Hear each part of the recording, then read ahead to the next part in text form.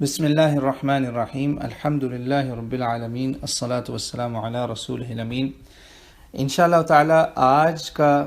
ہمارا جو سلسلہ ہے فہم القرآن کا، اس میں ہم ایک حدیث قدسی سے آج آغاز کریں گے، اور وہ حدیث قدسی بھی قرآن کی ہی ترجمانی ہوگی، سمجھے قرآن کا ترجمہ، قرآن کا فہم ہی ہوگا، اور خاص طور سے سورۃ الفاتحہ کا۔ حدیث قدسی جب ہم بولتے ہیں نا، عام حدیث اور حدیث قدسی جو ہے دونوں حدیث ہی ہیں، اور حدیث کو ہمیں یہ یاد رکھنا چاہیے کہ یہ بھی وحی کی وہ قسم ہے جس کو ہم قرآن کی شکل میں نہیں سمجھتے، ہم یہ رسول کی تعلیمات کی شکل میں اس کو سمجھا جاتا ہے، جو رسول پاک صلی اللہ علیہ وسلم نے باتیں کہیں، سکھائیں، کر کے دکھائیں، ان سب کی انفارمیشن جو ہے نا وہ ہمیں حدیث سے ملتی ہے۔ اور جہاں کہیں بھی رسول علیہ الصلوۃ والسلام ہمیں اللہ کی بات ڈائریکٹ کوٹ کریں یا اللہ کا نام لے کے انڈائریکٹ اپنے انداز میں سمجھائیں بات، ایسی احادیث کو قدسی احادیث کہا جاتا ہے۔ مثلا اگر آپ صلی اللہ علیہ وسلم کہتے ہیں کہ اللہ تعالیٰ کو فلاں چیز پسند ہے، یا اللہ تعالیٰ کو فلاں چیز ناپسند ہے، اللہ تعالیٰ ایسا کہتا ہے، اور وہاں آپ ڈائریکٹ کوٹ کر دیتے ہیں، انڈائریکٹ ڈائریکٹ، سیدھی یعنی کہ بالکل واضح ورڈ فار ورڈ جسے کہتے ہیں نا، لفظ بہ لفظ اللہ کی بات یا اپنے الفاظ میں اللہ کی بات، یہ حدیث قدسی کہلاتی ہے۔ حدیثوں سے ہی ان کو ایکسٹریکٹ کیا جاتا ہے، یعنی ایک حدیث ہمارے پاس ایک بہت بڑا سمجھیں ڈیٹا ہے، ہزاروں لاکھوں روایات کی شکل میں، اور ان روایات میں جہاں کہیں بھی اللہ تعالیٰ کے تذکرے میں کوئی بات آئے گی نا، اس کو بول دیا جاتا ہے قدسی حدیث، یہ ہے اس کا۔ تو آج کی جو حدیث ہے نا، یہ صحیح حدیث ہے انشاءاللہ، بالکل اوتھینٹک ہے، مسلم، امام مسلم کی صحیح میں، جامع ترمذی، سنن نسائی، سنن ابن ماجہ، سنن ابی داؤد، سنن ابن ماجہ، مسند امام احمد ابن حنبل، صحیح ابن حبان اور دارقطنی، بہت ساری جگہوں پر یہ جو میں نے ریفرنس دیے، ان سب جگہوں پہ انشاءاللہ یہ آپ کو ملے گی، سنن الکبریٰ امام بیہقی، ان سب میں یہ آپ کو ملے گی، اور یہ صحیح حدیث ہے۔ اس میں تذکرہ یہ ہوتا ہے کہ جب بھی میں اور آپ فاتحہ پڑھتے ہیں نا، تو دیکھیں آپ کے اور میرے ساتھ کیسے اللہ تعالیٰ ہم کلام ہوتا ہے، ذرا یہ سنیے گا۔ میں یہاں سے اس میں بات شروع کروں گا۔ فإنی سمعت رسول اللہ صلی اللہ علیہ وسلم، ابو ہریرہ کہتے ہیں، اس حصے سے میں بات شروع کروں گا۔ قال اللہ تعالی قسمت الصلاة بینی وبین عبدی نصفین ولعبدی ما سأل۔ اللہ تعالیٰ کہتا ہے کہ میں نے نماز اپنے اور اپنے بندے کے درمیان آدھی آدھی تقسیم کر دی، ٹھیک ہے، اور میرے بندے کے لیے ہر وہ چیز ہے جس کا وہ سوال کرتا ہے، میرا بندہ جو بھی مانگے گا اس کا وہ اس کو ملے گا، ٹھیک ہے۔ آدھی اپنے بندے اپنے اور اپنے بندے کے درمیان آدھی آدھی نماز تقسیم کر دی ہے، اور بندہ جو مانگے گا اس کو وہ ملے گا۔ اور جب میرا بندہ، دیکھیں کتنی بڑی بات ہے، اللہ تعالیٰ ہمیں اپنا عبد کہہ کے پکار رہا ہے، اور یہ بہت بڑا شرف ہے، بہت بڑا اکرام ہے۔ یہ عبد جو ہے نا، یہ کچھ چھوٹا موٹا لفظ نہیں ہے۔ میں ساتھ ساتھ اس کا ترجمہ اور تشریح بھی کرتا جاتا ہوں نا، کہ جگہ جگہ عبد کا لفظ استعمال ہوگا۔ یہ ایک وہ سمجھیں وہ ہے آپ کا اور میرا شرف کہ اللہ کے نبی جو ہے نا، ان کے اوپر جب بھی اللہ تعالیٰ نے کسی خاص انعام کا ذکر کیا نا، تو اللہ تعالیٰ نے ان کو کہا میرا بندہ۔ جب میں نے اپنے بندے کو لے کر گیا میں مسجد حرام سے مسجد اقصیٰ، جب میں نے اپنے بندے پہ قرآن اتارا، تبارک الذی نزل الفرقان علی عبدہ وان کنتم فی ریب مما نزلنا علی عبدنا، میرا خاص بندہ، میرا غلام، یعنی کہ یہ ایسی غلامی ہے کہ جو کاش کہ اللہ تعالیٰ ہمیں اپنے خاص بندوں میں ہی شامل کر لے، بس یہ ہماری خواہش ہونی چاہیے۔ تو اللہ تعالیٰ فرماتے ہیں، یہ حدیث قدسی ہے، کہ جب بندہ کہتا ہے الحمدللہ رب العالمین، تو اللہ تعالیٰ فرماتا ہے، یعنی نبی پاک صلی اللہ علیہ وسلم بیان فرما رہے ہیں نا، کہ جب بھی کوئی بندہ الحمدللہ رب العالمین کہتا ہے، تو اللہ تعالیٰ آگے سے کہتا ہے حمیدنی عبدی،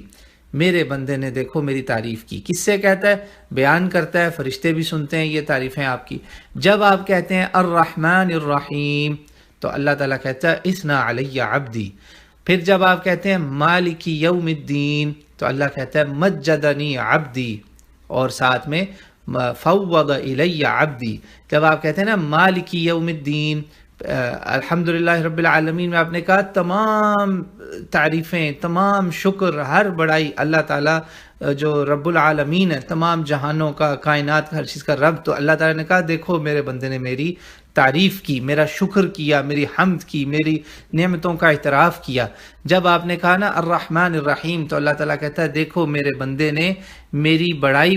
میری خاص بڑائی بیان کی، میری خاص انداز میں ثنا کی ہے، میری تعریف کی ہے۔ اللہ تعالیٰ کی رحمت کو پکارا نا آپ نے۔ جب آپ نے کہا نا مالک یوم الدین، کہ باری تعالیٰ تو ہی بادشاہ ہے، تو ہی مالک ہے، تو ہی اس دن کا کامل اختیار رکھنے والا ہے، وہ جو قیامت کا دن آئے گا نا، یوم الدین، بہت بڑا جو دن ہے، حساب کا دن۔ تو اللہ تعالیٰ کہتا ہے دیکھو میرے بندے نے میرے مقام کا اعتراف کیا ہے، میری بادشاہت کا، میری بڑائی کا، میری بزرگی کا، میری طاقت کا، ان سب کا اس نے اعتراف کیا، اور نہ صرف یہ، اس نے مجھے اپنے حوالے بھی کر دیا، یعنی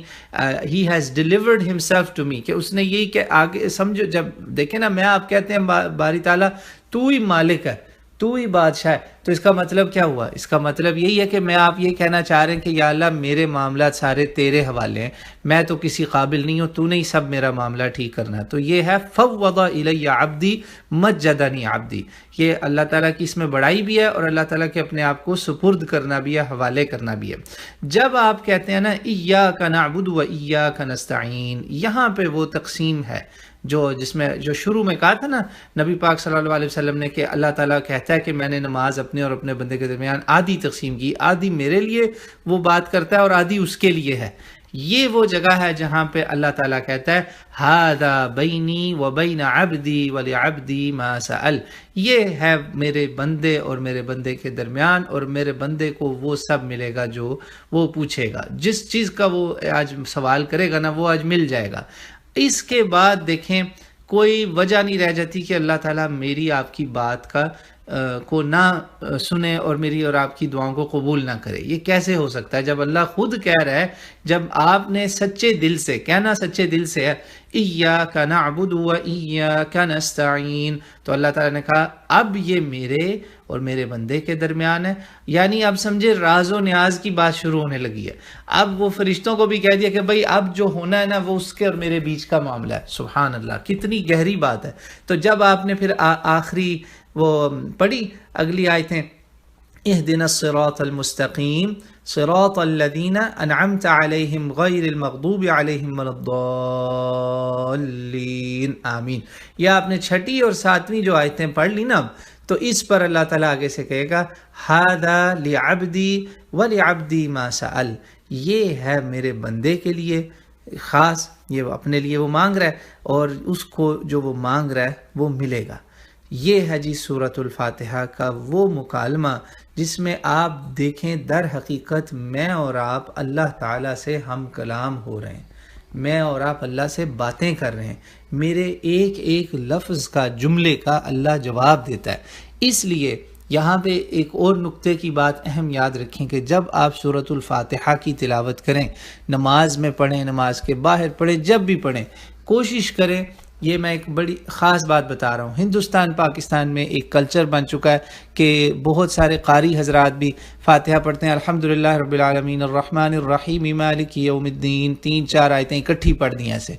یہ دیکھیں کتنی بے ادبی کی بات ہے کہ اللہ تعالیٰ میرے اور آپ سے ہم کلام ہو رہا ہے، ہم کیسے ہو سکتا ہے کہ ہم اس کی بات جو ہے نا وہ سنیں ہی نہ؟ ہمیں رکنا چاہیے، ہر آیت پہ توقف کرنا چاہیے اور سوچنا چاہیے کہ آگے سے کیا جواب آ رہا ہے، کس جگہ میں اور آپ کھڑے ہیں اور ہم سے کس قسم کا مکالمہ اللہ تعالیٰ کی ذات کر رہی ہے۔ آپ ذرا غور کریں کہ جب آپ نے سچے دل سے اللہ تعالیٰ کو کہا الحمدللہ رب العالمین، آپ نے اس کا شکر کیا، اس کی تعریفیں کی، اس نے آپ کی تعریفیں کی، آگے سے اپنے بندوں کے آگے دکھا کے ذکر کیا،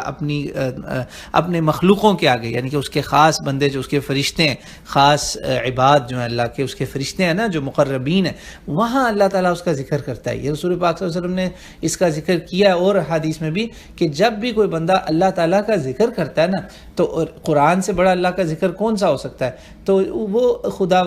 خدائے باری تعالیٰ جو ہے نا، وہ پھر اب اس سے زیادہ اچھے انداز میں اس بندے کا ذکر کرتا ہے کہ دیکھو ذرا یہ میری کیسے تعریفیں کر رہا ہے۔ تو یہ مقام فکر ہے، غور کا نقطہ ہے کہ مجھے آپ کو اس میں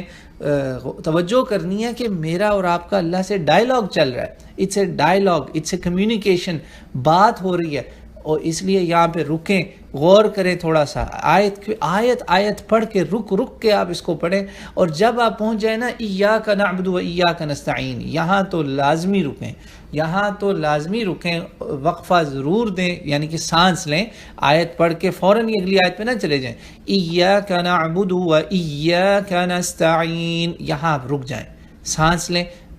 چند ایک سیکنڈ کا سانس لے لیں، اور غور کریں کہ یہاں آپ کے لیے اللہ تعالیٰ نے کیا کہا ہے فرشتوں کو کہ بس میں نے اب تمہیں ان کی تعریفیں کر دی، اب جو ہے نا یہ میرے سے کچھ مانگنے والا ہے، اور وہ جو مانگے گا میں نے اس کو دینا ہے۔ اور دیکھیں اس کے آگے آپ اور میں دعائیں شروع کر دیتے ہیں، اہدنا الصراط المستقیم سے ولا الضالین تک، اور یہ اللہ تعالیٰ سے میں اور آپ دعا کرتے ہیں انشاءاللہ تعالیٰ کہ ہم جو مانگتے ہیں اللہ تعالیٰ سے سورہ فاتحہ کے دوران، تلاوت کے دوران، جس کا وہ فرشتوں کے آگے اعلان کرتا ہے کہ میں اس کو دوں گا، یہ مانگنے کے بعد کیسے ہو سکتا ہے کہ میں اور آپ گمراہ ہو جائیں؟ کیسے ہو سکتا ہے کہ میں اور آپ اللہ کو کہیں کہ باری تعالیٰ یہ جو میں نے کلمہ پڑھا، یہ جو میں ہدایت پہ چل رہا ہوں یا چلنے کا ارادہ کر رہا ہوں، یا جس ہدایت پہ میں آ گیا ہوں مجھے اسی پہ چلتا رکھ، اور یہ ایسی میں وہ ہدایت مانگتا ہوں، ان لوگوں کی طریقے پہ ہدایت مانگتا ہوں جن پہ تو نے انعام کیا، جن پہ تو نے اپنی نعمتیں کی، اپنے فضل کیے، اپنا خاص کرم کیا، ان کا نہیں میں چاہتا جن پہ تیرا غضب ہوا، جن پہ تیرا غصہ ہوا، جن پہ تیری لعنتیں ہوئیں، جو گمراہ ہوئے، میں ایسے لوگوں میں نہیں چلنا چاہتا۔ تو آپ یہ سچے دل سے کہیں تو کیسے ہو سکتا ہے کہ اللہ آپ کی بات نہ سنے؟ کیسے ہو سکتا ہے کہ آپ کو ہدایت نہ ملے؟ مسئلہ ہم میں ہے۔ یاد رکھیے گا کہ جس کے دل میں ذرہ بھر بھی کھوٹ ہے نا، یہ بات کہتے وقت وہ بھول جائے کہ اس کو ہدایت ملے گی، مگر جو سچے دل سے پورے کامل یقین، ٹرسٹ اور ایمان اور بھروسے کے ساتھ اللہ کو یہ کہے گا نا، تو یہ اللہ کا کلام ہے، اللہ کا خود کا وعدہ ہے کہ میں اس کو دوں گا جو وہ مانگے گا، تو وہ ملے گا انشاءاللہ تعالی۔ میری دعا ہے کہ اللہ تعالیٰ مجھے آپ کو ہدایت دے اور اس پہ قائم رکھے۔ واللہ اعلم۔